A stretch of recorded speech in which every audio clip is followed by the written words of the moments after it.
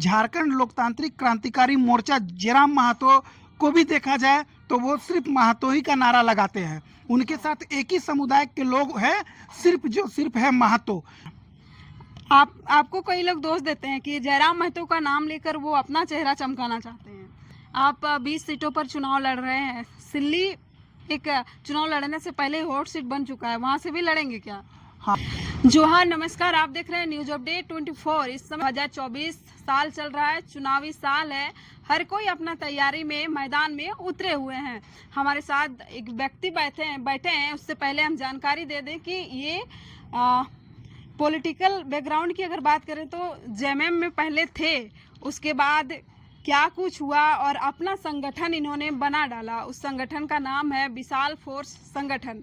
फिलहाल वो political party नहीं बनी है। रजिस्ट्रेशन का जो प्रोसेस होता है वो चल रही है, कुछ दिन बाद वो पॉलिटिकल पार्टी भी बन जाएगी। लेकिन इस बार चुनावी साल है, क्या चुनाव में ये उतरेंगे, कितने सीटों पर उतरेंगे, कहां पर अच्छी पकड़ है, किस मुद्दे पर लड़ेंगे चुनाव, हर चीज़ों पर हम आज बातचीत करेंगे।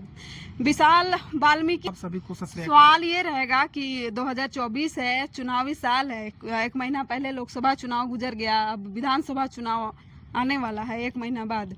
आप चुनाव में उतरेंगे? जी हाँ, चुनाव में उतरेंगे और हम लोग जो विशाल फोर्स संगठन के माध्यम से हम लोग झारखंड की 20 सीटों पर चुनाव लड़ाने का काम करेंगे। और हम लोग पूरे झारखंड में 20 सीट जीत रहे हैं। और ऐसे लोग हमारे प्रत्याशी होंगे, दबे कुचले शोषित पीड़ित, जो पार्टियों से, दूसरी पार्टियों से, क्षेत्रीय पार्टी, राष्ट्रीय पार्टियों से जो अपने आप को ठगा महसूस किए हैं, वैसे युवा हमारे साथ जुड़े हुए हैं और वैसे युवा चुनाव में उतरेंगे। और हम लोग अब 20 जगह चुनाव लड़ने का आप निर्णय किए हैं, मन बनाए हैं, तो ऐसे कैंडिडेट आपके साथ हैं, आपके सामने हैं, जिनका चेहरा जो है उस क्षेत्र में आप लड़िएगा तो कहीं ना कहीं वो वोट अच्छा खासा ला सके, ऐसा चेहरा आपके पास है या फिर आप उनकी तलाश में हैं?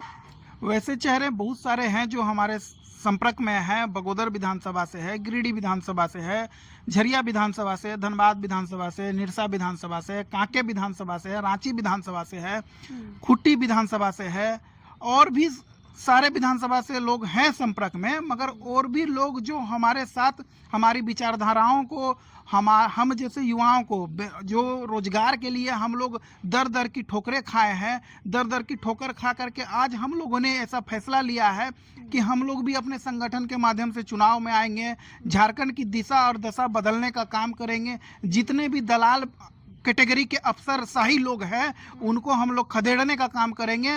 और जब तक उनको नहीं खदेड़ेंगे तब तक हमारे बेरोजगार साथियों को रोजगार नहीं मिल सकता है। अच्छा, सुनने में आया था आप पहले जेएमएम में थे, क्या कारण रहा आप जेएमएम को छोड़ के अपना संगठन बनाए?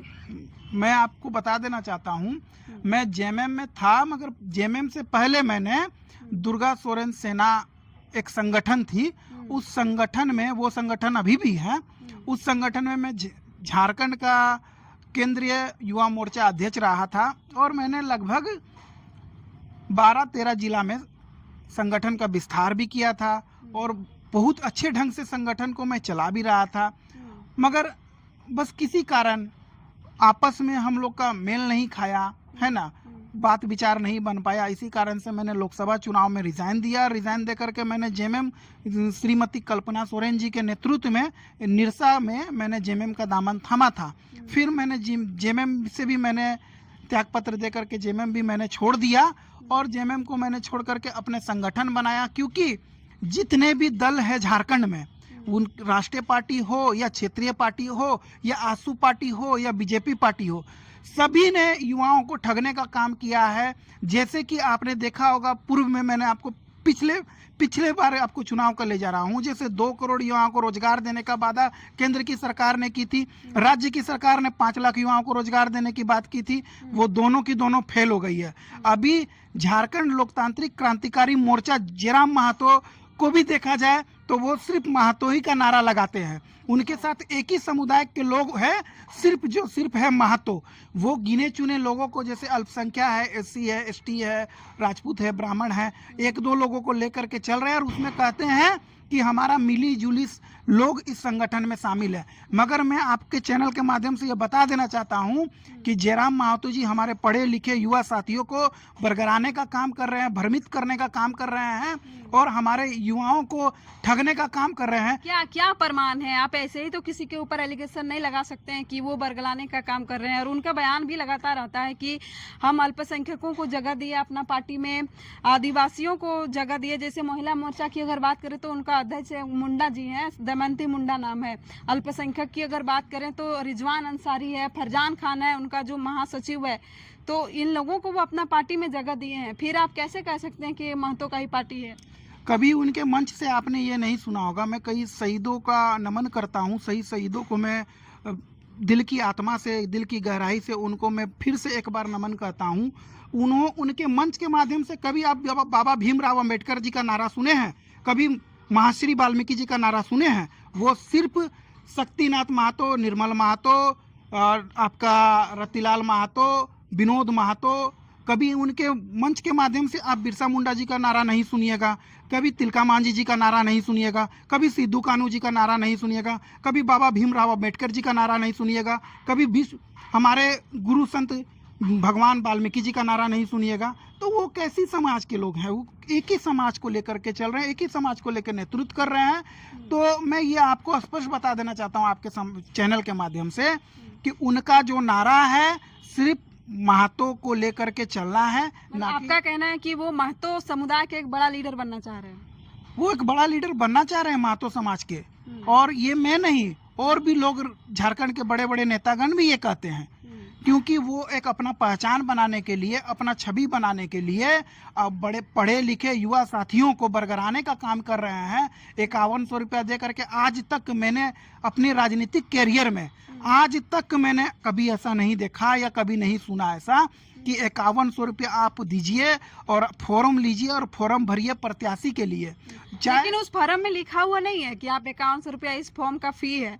उनका कहना भी, मतलब बयान भी उन्होंने दे दिया था कि फॉर्म के नाम पर पैसा नहीं लिया जा रहा है। जैसे सदस्यता होती है, एक सेंट्रल सदस्यता, उसके नाम पर लिया जा रहा है। और एक प्रकार से कहें कि पार्टी का फंड उस नाम से लिया जा रहा है। उनका कहना यह है कि फॉर्म के नाम से पैसा नहीं लिया जा रहा है। एक तरफ गरीबों की पार्टी कहते हैं और 5100 रुपया ले रहे हैं। चलिए पार्टी के नाम पे, फंड के नाम पे ले रहे हैं। पढ़े लिखे युवा जो बेरोजगार है वो कहाँ से 5100 रुपया लाएंगे? आज युवाओं का ये बेरोजगारी का हालात आप देखिएगा, उनके पास 50 रुपया नहीं है कि वो ऑटो किराया करके या फेराई लाल से मोराबादी आ जाए और मोराबादी से फेराई लाल चल जाए। उनके पास ये स्थिति है। मैं जानता हूँ ना, मैं भी एक पढ़ा लिखा व्यक्ति हूँ, मेरे पास भी, मैं भी बेरोजगार हूँ, मैं भी ये चीज़ को समझता हूँ।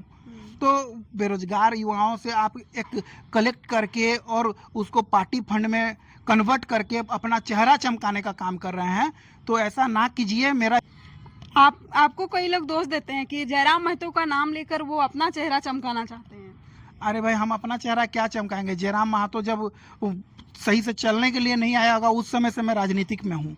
जयराम महतो क्या, हम उसका क्या चेहरा चमका करके राजनीतिक करेंगे?